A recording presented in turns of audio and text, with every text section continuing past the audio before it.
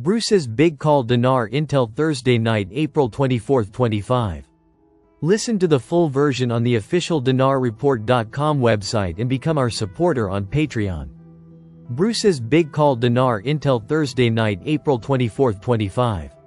Transcribed by Wiser now emailed to recaps. Welcome everybody the big call tonight. It's Thursday April 24th and you're listening to the big call. Thanks for tuning in, everybody yet again. All over the globe, and we're really happy that SAT team is able to get the call out all over the globe very effectively. Tonight, Sue and I will be doing the call till about 9:15 Eastern Time, when we expect Bob to be joining us. Bob is being honored at an alumni dinner in Tampa. Or being one of the early founders of his mastermind groups. And this goes way back a while, back now. So he's being honored at a dinner tonight. And he will be joining us either on his way home or when he gets home, depending on traffic coming from Tampa back to St. Pete. So in the meantime, Sue and I will be keeping an eye on things, and we're gonna start off by praying the call in. 31 to 57. And Jeannie, thanks.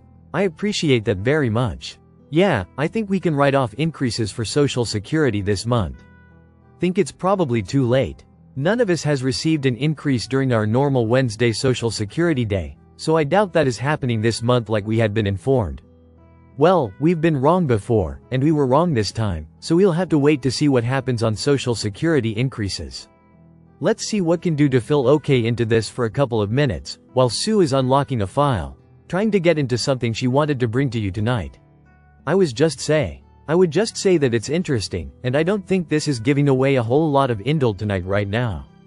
Let me just say, in the next minute or so, what is interesting and what there's been a question about I gotta think for a second now about the contract rate on the dinar.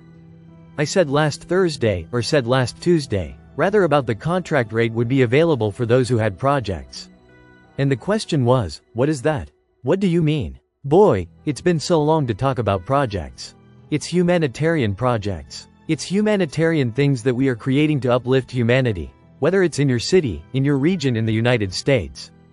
Like Rebuild America, or whether it's something international, like Rebuild Internationally and the projects. What it is I said there was a rate that's called a contract rate. It's pretty much tied to the per barrel price of oil that Iraq is selling their oil for. Now this rate has fluctuated.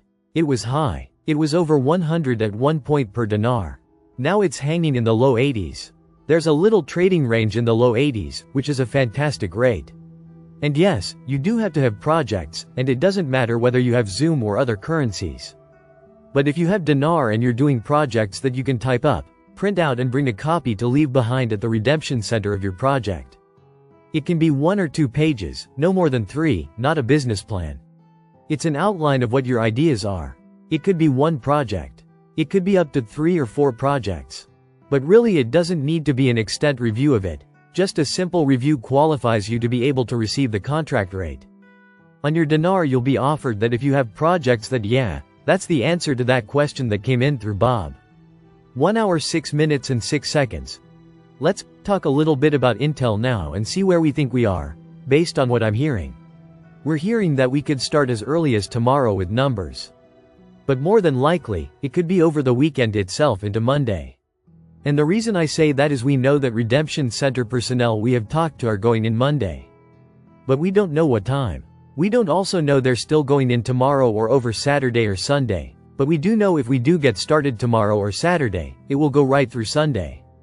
So I'm going to say it's possible we get notified tomorrow or over the weekend, but right now, if anything's possible, as far as that goes, some of the timing seems to be on the same things be dependent on President Trump being out of the physical country of the United States. Now, I heard that for years and years, maybe 20 years. I don't know it's absolutely true, but I did hear it again today. We know that President Trump is leaving for a funeral for Pope Francis is leaving tomorrow. Which is Friday, and he's going to be at a funeral with First Lady Melania on Saturday, and then I believe he's leaving from there to go on to Iraq, Iran, and then on to the Philippines. But he's not supposed to be due back to the States until the 13th of May. Now, that's a long time to be gone, and I know he's going. He's got a lot of trade deals that are already wrapped up before he leaves. Believe it or not, he's got a lot of that. Remember, there were 75 and then there were, like, 100 countries that wanted fair and free trade deals to happen, and know that, for example, this morning, the deal with Norway was wrapped up. And I know that they've been working on China and Iran both. And they may be complete, but they have not been announced yet. We're looking for those to be announced quite possibly over the weekend. Now realize it's possible for President Trump to make an announcement even while he's on Air Force One or traveled to another country.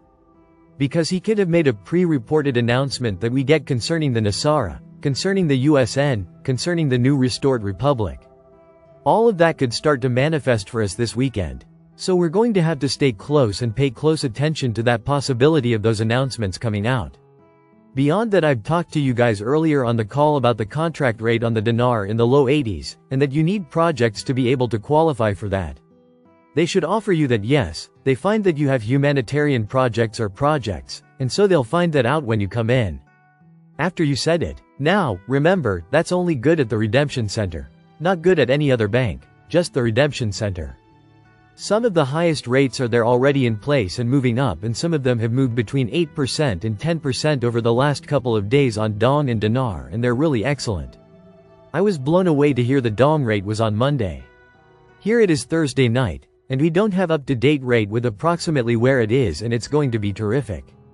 Beyond that, obviously, we need to keep a president in mind, pray for him and First Lady as they travel. And anything else that's happening internationally. And in this country as far as that goes. So, let's pray the call out. Listen to the full version on the official DinarReport.com website and become our supporter on Patreon. Source: Dinar Recaps.